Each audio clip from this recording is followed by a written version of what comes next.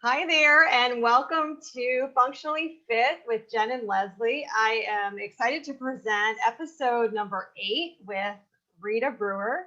And Rita is joining us from North Carolina. She is a physician assistant by trade, like I am. And I really am excited to have her share with us today about her story because, similar to mine, she was a conventionally trained physician assistant who found functional medicine, has been through her own health issues. I think her story is really an important one to hear. It may be helpful to some people out there for sure. So without further ado, I just want to welcome Rita. Thank you so much for being here. We so appreciate it. Thank you. It's my pleasure. Thank you for having me. So, Rita, if you could just kind of maybe share your journey. I mean, starting from, the kind of work you used to do and how you kind of came to doing what you're doing now. Sure. I'm going to kind of try to consolidate for you Yeah. because really it's like a 30-year journey. Yes. I knew at a very young age that I wanted a career in medicine from the time I was in elementary school. So I got my bachelor's degree in biology, and then I went straight to PA school right after that. I loved human anatomy and physiology, so I signed up for this one of the surgical PA programs because I knew I wanted to get into the operating room. So I did that. I graduated in 1990 from Cornell University Surgical PA program. And at that time, that was 1990. Most people didn't know what a PA was back then. No, Um, right. It was only 30, it was barely 30 years old, the profession, right? Or right. 25. Yeah. I didn't even know what a PA was when I signed up for the program. I had never met one before, didn't know anything about it. All I knew was that I loved the curriculum that I saw that they were teaching, and I knew that's what I wanted to study. So I went in head first, and I loved every minute of it. And I graduated. Actually, it was during PA school, so I was only in my 20s when I my health issues began. I was doing rotations, an orthopedic rotation, and just one day, my knees just swelled up like balloons, and my hands swelled like balloons, and I couldn't walk for a few days. And you So were in your 20s? I was in my You, 20s. mm, And because I was doing my orthopedic rotation, I was right next door, one of the best orthopedic and hospitals in the country, at the Hospital for Special Surgery. They got me right in, right away to see one of the rheumatologists. And he just told me, well, you don't have lupus and you don't have any obvious autoimmune diseases that we can figure out. Just there's really nothing that we can do for you.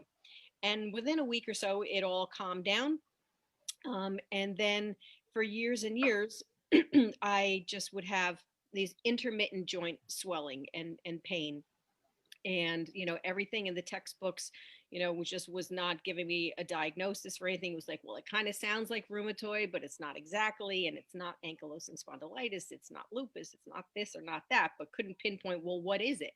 So, I just, had these flare ups that would last for a couple of days, and then they would go away. But it would be like one finger or like one big toe, but like, or my shoulder. I couldn't put my coat on, things like that, but they would come and go really quickly. So thank God, it didn't really affect my life tremendously. Um, would you for just take like, I mean, would you just sort of chalk it up to like being tired or overdoing it with something where you kind of, or did you really sort of know No, that there they was were something like innately wrong? they were Okay. something really wrong. But and through the years, I saw multiple different rheumatologists at Columbia Presbyterian Hospital, and gosh, even when came to North Carolina, one at Duke University, and all different ones. But nobody could ever give me a straight diagnosis. But they all wanted to offer me a very strong pharmaceutical drug, methotrexate, which your lay people don't know is really a chemotherapeutic agent. We have, and all these rheumatologic drugs that you see advertised on TV now. We didn't even have that many back then, but there was maybe a couple. I was scared to try them, but in my desperation, I did try a couple of them, but they didn't do anything, and I couldn't tolerate the side effects anyway. So I just said, and I'm in my 20s and 30s. I was like, I'm not taking these drugs for the rest of my life. So this is really not not an option for me. I've got to, just find another way. Did you find, were there other therapies that were helpful to you even at that age? Were you exploring, I mean, I'm just throwing out some ideas like acupuncture, physical therapy, or chiropractic, or did you try other things like that? Yeah, well, through the years, those joint pains didn't, like I said, they were few and far between. They didn't last long. When I had one of the doctors told me, if you get pregnant, it's going to go into remission, and it did. I didn't have any issues for a really long time. But what I did have is chronic low back pain for many years. And I was a surgical PA for a lot of those years. So standing in the operating room was really difficult. And yes, so that's when I really started my um, alternative medicine route. I was like, well, what else can I do here? And I tried everything that you mentioned.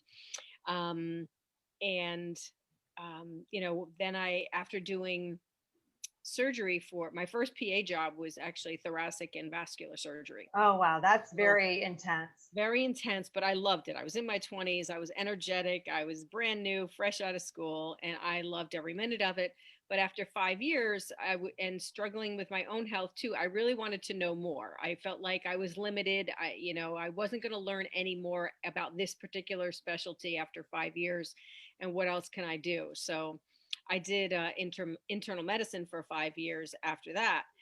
And it was really during that time where I started to see how our conventional model is really lacking with being able to provide any other resource besides drugs. I mean, there's so many ways that we can help people in a natural way without having to prescribe prescription drugs. But with the model that we were trained in, that's the only tool we have. It's just another pill for another ill.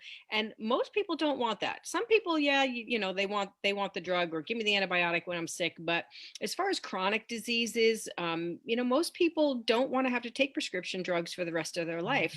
And that's when I really realized, like, there's something wrong with this system here. So then I started, studying more holistic models of different modalities, and trying them on myself. And I realized, I was like, why aren't we like combining these together? There's Yeah. so many good things here and good things there. Why can't we just integrate everything together? And back then there really wasn't any integrative medicine practices.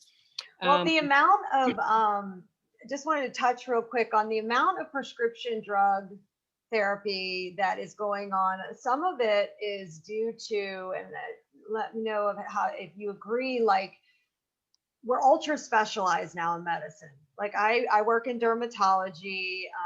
You did cardiology. There's orthopedics. There's the neurologist.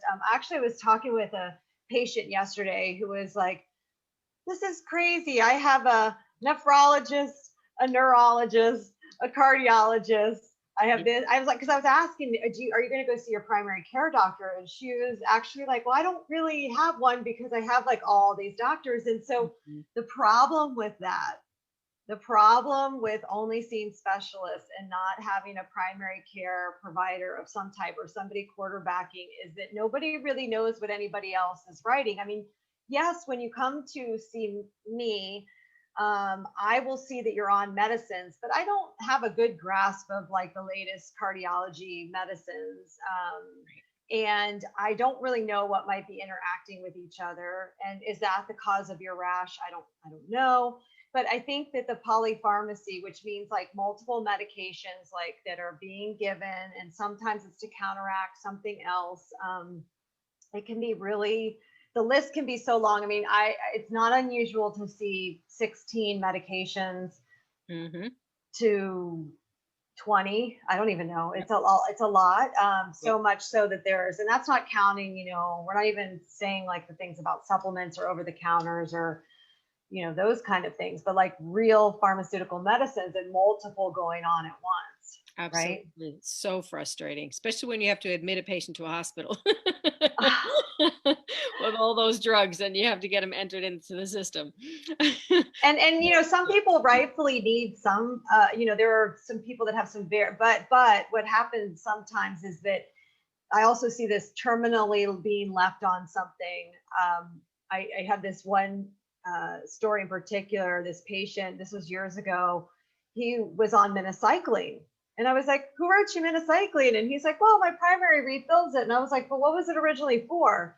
Well, I had rosacea. Well, now he was like almost 90, and he was getting the discoloration, the pigmentation that could be a side effect of minocycline long term, that has the skin permanent staining of the skin with minocycline, as well as it can, the sclera of the eyes. But he had just kind of been terminally left on minocycline, with the doctor thinking that, well, that was something derm originally prescribed.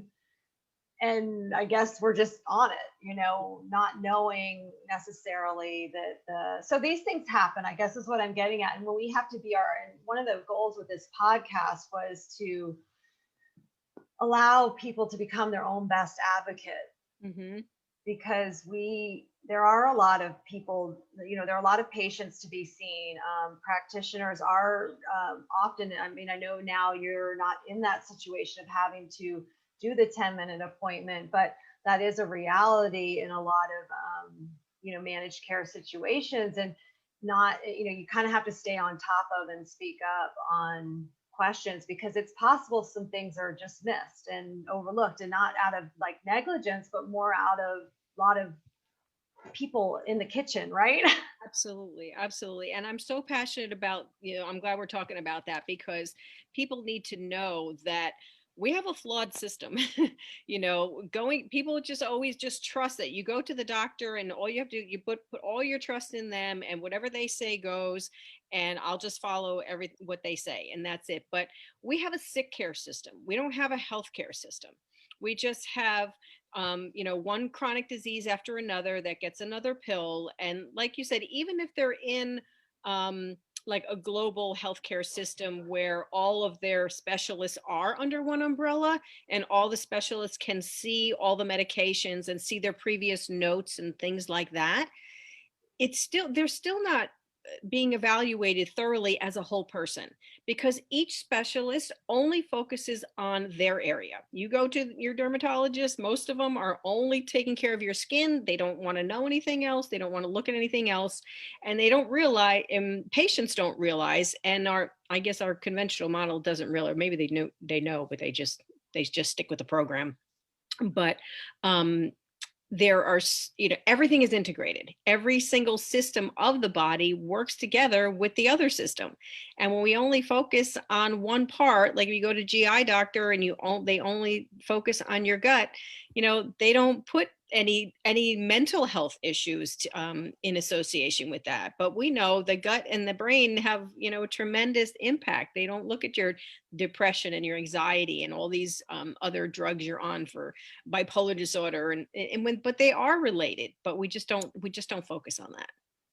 So with your, so then to kind of back up to your story, and when did you have like a moment of, I know for me, I could particularly remember like almost like the reckoning, if you will, for me, and that was 3 years ago. Did you have a moment where there was like a big light bulb of, I gotta do, or did you see someone that kind of helped you finally, or how did you make the transition to the functional space? Well, I realized, when I was doing primary care over, 25 years ago, that there was a disconnect, and how can I do this integration? I was having other chronic pain issues, and I found energy medicine, which was really, really fascinating. And I enrolled in a training school for that for 3 years. And I'd love to hear about, so the energy medicine now, for anyone listening that may not be familiar or kind of thinks, what in the world are they talking about? Can you share a little about how energy medicine even works, or? Sure. Well, every living thing, of humans, plants, animals, we all have an energy field. And all of our emotions are deeply rooted in our physical body and in our energetic field. where there's that, this is where like the mind, body, and spirit connection comes in. In our conventional model, we only focus on a physical complaint, like I have heartburn, and that's all we focus on is the physical body.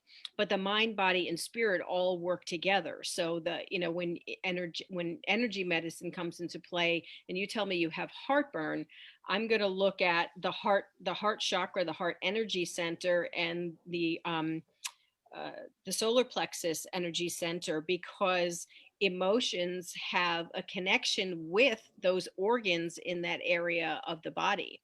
So we do deep emotional release work. I mean, there's all different types of energy medicine and different types of practices. But the type that I did, I trained in, and then I had my own practice for a couple of years because it really helped me. I was having this chronic pain in my shoulder that I could not get better, and I had trigger point injections. I had an MRI. I took pain medicine. Like nothing was. I did chiropractic care, acupuncture. Nothing was getting better. And then I discovered energy medicine. I had a session or two sessions of something that was going on for months and months and months, would not get better. Had an energy medicine session and realized that this was an emotional issue. This was a betrayal issue that I was struggling with close um, people in my life. So having two sessions, recognizing what that pain was related to was a deep emotional issue, was able to release it. And I was like, oh my gosh, this is so powerful. This is amazing. I want to do this. Yeah, I love this story because I shared a while back. I think it's been almost a year and a half, or maybe almost two. But I had I had a weird shoulder thing myself. I kind of chalked it up to maybe like an moving. I was moving some things, but it just felt deep inside and a little weird. I didn't really want to necessarily go down like the orthopedic track. I didn't have like I was able to, my arm was moving fine, but it was just like this weird achy pain, right? So I too visited someone who was a doctor of Oriental medicine, as well as a licensed acupuncturist, as well as does energy work here in Southwest Florida. And literally for, I think, less than $500 for, I don't know, it was like 6 or 8 sessions. I was like, I felt so good. And she ended up even seeing my mom, as well for different things. And so that was just such a great experience with something that I kind of thought, this is really like, is this woo woo? Like, I don't really know. Like, I honestly didn't really know what to believe about. I mean, I was on board with, I mean, I'm definitely open. I was open, but I was pretty sure I would leave her office and be like, okay, well, that was like money wasted. Now I'll go, get something else. But it really changed a lot. Yeah, because and that's when I really started to like put all the pieces together of, there's so many natural healing modalities that we could use, but we don't in conventional medicine, because it's a pharmaceutical driven society, because that's where the money is. But I trained in my training program with a shaman as well, and he taught us about tribal medicine, and people have been in tribal cultures all around the world for millions of years have been using plant medicine and all these natural modalities. And I'm a Christian woman. I believe that God gave us the plants for medicine and to provide whatever we needed to heal our bodies. And there's so many valuable tools that we just don't use, and the cultures are completely separated. And it was always my passion to want to be able to to integrate them together. Well, yeah, and this is probably like a whole other podcast, but you follow the money in medicine, and our education and all of that. And there's some people that talk pretty openly about that, like Dr. Mark Hyman is one that really talks a lot about the fact that, I mean, it's not to say big pharma is bad. I mean, that's definitely, there's a place for everything, but to throw out everything else and just say that that's what we're doing. Right. I think I was listening to something recently where, when doctors first started, there was very little, there wasn't penicillin, there wasn't anything to really fix. There wasn't a quick pill for anything. Like they had to do a lot of hands-on work. They would sit with patients and talk with them. They would kind of sort out emotional things because there wasn't really something to give for that. They do hot therapy and cold therapy and all these kind of things, but they just didn't have really the medications. I mean, once penicillin, I think, was developed, that sort of set off like more of this, which, I mean, obviously it's a fantastic, it elongated our lives and everything else. But I think with that, unfortunately, it was like we threw the baby out with the bathwater. Right. Right. It just became completely overtaken by the pharmaceutical industry, and anything that was not a prescription drug was thrown out, or like you said, woo woo, and not invaluable, which is completely not true.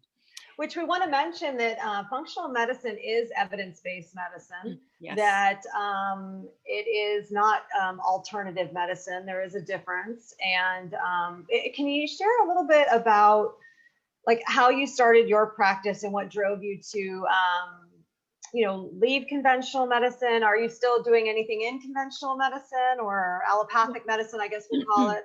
Well, after 20 years of working as a PA in medicine and surgical specialties, I was so burnt out.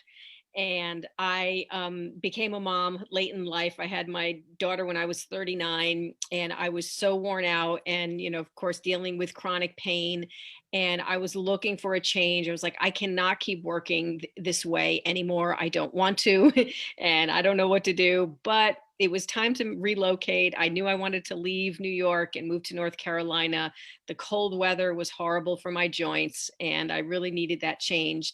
I didn't know what I was going to do, but I just prayed about it. I was like, God, just bring me something that my heart, just manifest it for me. And when I got to North Carolina, I found an ad for a job that said, PAs, are you, oh God, what did it say? Are you a health nut? This is the job for you. So I was like, okay, cool. So it was actually working in a weight loss clinic, and I had never done anything like that before and never would have considered it. But I was like, you know what? I'm a mom now. I've got a toddler or young daughter just starting kindergarten. I want a job that, is going to help, have better mommy hours, no more surgical PA hours, and never know what time you're getting out of work and being on call and all this kind of stuff. I needed regular hours. So I went into it reluctantly because I was like, I'll keep looking at the hospitals and see what else pops up. But so I just started working there, and I said, worst comes to worst, at least I could learn how to lose this last 10 pounds of baby weight. Right. So I started working there, and the longer I stayed, the more I loved it, because I saw that people were not just losing weight, but all of their chronic diseases were getting reversed. The cholesterol was better, the blood pressure was better, the diabetes was reversed, people were coming off of their medications, kidney disease in like 30-year-olds was getting reversed, and people are getting totally healthy. So, not just the weight loss is not just about the cosmetic look, which is phenomenal. And I was able to lose the weight I wanted to lose. But just seeing as a PA, treating these chronic diseases for so long and seeing them reverse was so powerful. And I was just like, you know what? I'm just going to hide in my little bubble. It's like one practitioner per clinic. I was the only one there. I'm just going to stay in my little bubble, in my little happy place, because I don't want to be in that conventional world where they don't honor the treatment of natural modalities. So, and doing things with health. And I just started deep diving into nutrition myself, and that functional medicine. That's when I found a functional medicine practitioner for myself.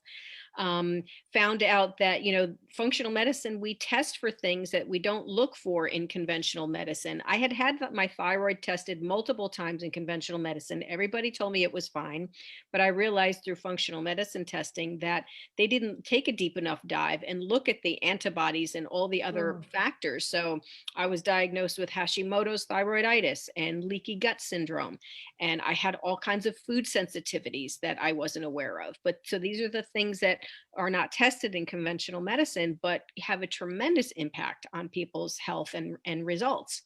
So I just continued to study and learn more. And then I was at that clinic for like 6 years. Um, and then I found that there actually was an American College of Lifestyle Medicine. So I Oh, was like, whoa, I was like, okay. So I started looking into that and I realized that there's this huge community of conventionally trained practitioners, doctors, nurses, PAs, dietitians, everybody who all believe that a healthy lifestyle is the best treatment for chronic disease. I was like, oh my gosh, my people exist. yes, there you are. Yeah, Okay. so I don't have to be alone anymore as a clinician. So I actually went to a conference. I took all their CMEs. I got board certified in lifestyle medicine. And I was like, I don't know how I'm going to use this, but at least I'll have the credentials and the knowledge to be able to use it at some point. And continued to study functional medicine. And I was like, okay, well, how can I integrate this? Because there are really not a lot of lifestyle medicine jobs still. It's coming. Mhm. There's going to be more. It is the future. And you see how many more functional medicine jobs there are now as well. But now I'm 30 years in to practice, and I don't want to be getting up every day and going and doing the brick and mortar practice. And Yes. always wanted to be a stay home mom, and I never had that opportunity. So I was like, how can I make this work so I can still help people in this way without having to go to, a clinic every day or open my own clinic or anything like that, because I want to enjoy my retirement. I'm kind of like early retirement, I consider myself. I want to enjoy the latter part of my life in a way that is going to On honor and my on own your body. terms, on I mean, your yeah, my terms terms too. and Yeah. my self care too, because the rheumatoid arthritis is a chronic disease, and I want to be able to take good care of myself too. Well, and we So were talking about, I think before we did this, you and I were talking on the phone about, you also, you can't be doing so much to yourself that meanwhile you're trying to help people, like, quote unquote, balance their life, and your life is going 110 miles an hour. That's not really living in line with, in fact, one of the functional medicine doctors I worked with here at Naples, she ended up selling her practice for that very reason, in that she was not aligning yep. with all the things that she was trying to help other people do. And by doing that, she was able to then move into something that felt right. So for you, you've moved into, coaching and consulting, right, for health, and you do this nationally. Yeah, it can be international because everything I do is all virtual. As long as they speak English, we could work together because I don't speak any other language. So yeah, And can you share with me, like, a client story or something, that maybe someone that you've helped recently that was really fulfilling for you? Because I know for yourself, you've said that you've had a lot of, health changes, and now you're obviously your work stress level is lower because you're not doing the same kind of work you once did. But could have been an example of, like, someone that maybe comes to mind that was really fulfilling to help, Absolutely. Like without using names, of course. But yeah, yes, of course. yeah. Like I said, as a PA, because we, treated all these chronic diseases and being able to see them reverse with these changes, I really have a passion and love for helping people reverse chronic disease, especially type 2 diabetes. Mm. So weight loss is not just about cosmetics, but it's about getting people metabolically healthy and repairing their blood sugar metabolism. And I worked with a gentleman who was newly diagnosed with type 2 diabetes. He was losing a lot of weight. He didn't know that he had it, but he and did. Of course, men don't tend to want to go to the doctor as much, but he did finally go to his primary care doctor. His blood sugar was 595. Yeah, so she immediately sent And him. he was having weight. I just wanted to This is back up so before we I make started sure people. working with He him. was having weight loss. Yes, he was losing So weight. I think this is a really key point to just pause for a second, because a lot of people only relate weight gain to diabetes 2. Like, there's a sort of a narrative of that, oh, it's diabetes 2 is with people that are heavy. So I think it's interesting to say that this person's having weight loss, and that's just as important to unexplained weight loss or gain should Right. be tested, right? Right, right. Yeah. So he was losing a lot of muscle mass. It wasn't Ah, like he was losing body, just body fat, but his muscles were wasting away, and he was still overweight at that time, but he was losing a lot of weight. So mm. he, finally saw his primary care doctor, got on insulin right away, and then started working with me after that. And what I saw with him, and not and all many patients when I worked in the weight loss clinic, is the amount of, when you adopt a healthy lifestyle, the amount of insulin people require can dramatically decrease within 1 week.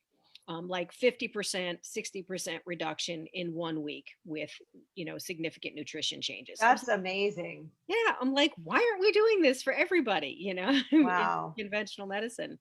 But yeah, so we work virtually. We meet on Zoom, and they have unlimited access to me via texting within certain hours, of course, and unlimited emails, and just coaching with their nutrition, their physical activity, their stress reduction, their sleep quality, eliminating toxins in that, because that burden is tremendous for chronic disease as well, and obesity. Community relationships, so they're balance in all of those areas. It's kind of my 6 focus pillars.